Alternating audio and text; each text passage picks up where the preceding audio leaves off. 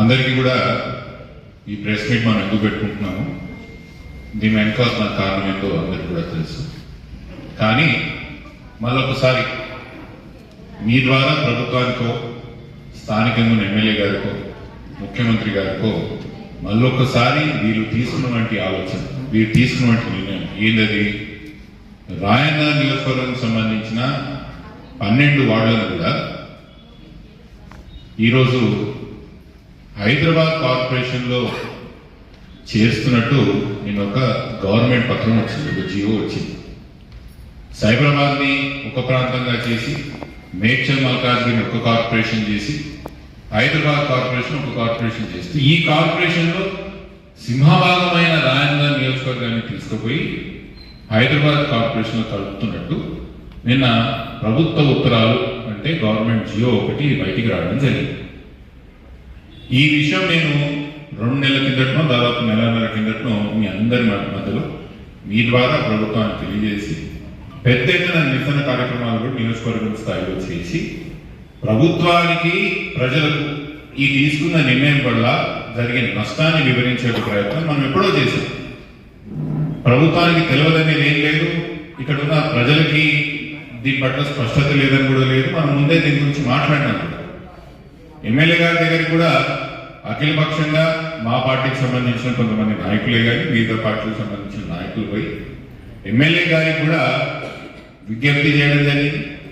నాకు తెలిసి ఎమ్మెల్యే గారు కూడా ప్రభుత్వానికి ఒక లెటర్ కూడా రాయడం జరిగింది. దీన్ని ఇట్లా జిహెచ్ఎంసీలో దీన్ని విలీనం చేయకుండా దీన్ని రాయన్న నియోజకవర్గాన్ని సైబరాబాద్లో పెట్టాలని మళ్ళీ ఎమ్మెల్యే గారు ఏం లెటర్ రాసిందో ఆయన కూడా ఒక లెటర్ రాయడం జరిగినట్టు నాకు తెలిసింది. మొదటి నుంచి మనం చెప్తున్నది ఈ విషయంలో స్పష్టంగా 2 విషయాలు. ఒకటి, రాయన్న నియోజకవర్గం ముక్కలు చెక్కలుగా అస్తిత్వం కోల్పోతుంది, మన ప్రాంతం నష్టపోతున్నాం. ఒకవేళ మన ముఖ్యమంత్రి గారి దగ్గరికి ఈ పని తీసుకుపోయే ఉంటే, మీ ఇబ్బంది చెప్పే ఉంటే ఈ రోజు వచ్చేదా అంటున్నది. లేదా నిజంగా మీరు చెప్పినా కూడా పని కాలేదనుకో, మరి మీరు ఎందుకు ఎమ్మెల్యేగా ఉండి మీరు ఎందుకు కాంగ్రెస్ పార్టీలకు ఏం ప్రయోజనం ఉన్నది? లేదా నేను ఆ రోజు కూడా చెప్పిన, బాధాప్తగా బయటకు వచ్చి చెప్పుండ్రి, హైదరాబాద్ కార్పొరేషన్ లో కలపడంతోనే మనకు లాభం ఉన్నదని బయటకు వచ్చని చెప్పండి.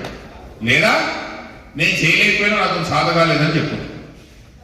ఈ రెండిట్లో ఒక విషయం చెప్పాలి. మీరు 4 సార్లు ఎమ్మెల్యేగా అయినారు, సీనియర్ ఉన్నారు. మీరు హైదరాబాద్ ప్రాంతంలోనే సీనియర్ ఎమ్మెల్యేగా మీరు కూడా ఒకరు.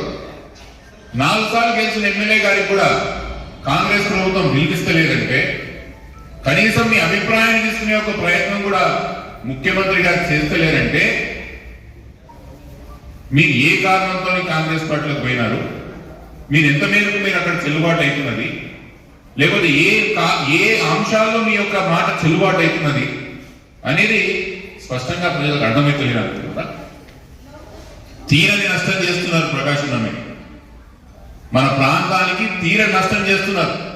ఏ కొంచెం మీకు మన ప్రాంతం మీద ప్రేమ ఉన్నా, 4 సార్లు ఎన్నికబడినందుకు మీకు మీద బాధ్యత ఉన్నా కూడా ఈ నిర్ణయాన్ని ప్రతిఘటించండి అంట, వ్యతిరేకించండి.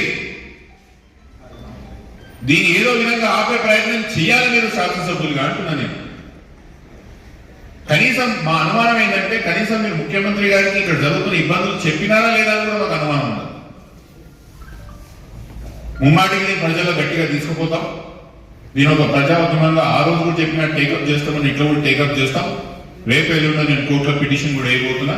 అది అవుతుందో లేదో నాకు తెలియదు, కానీ నా వంతు నేను ప్రయత్నం మాత్రం ముమ్మాటికి చేస్తాను.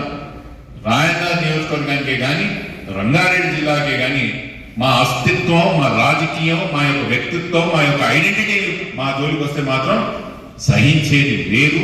ముమ్మాటికి దీని పట్ల మేము కొట్లాట తీసుకుంటాం.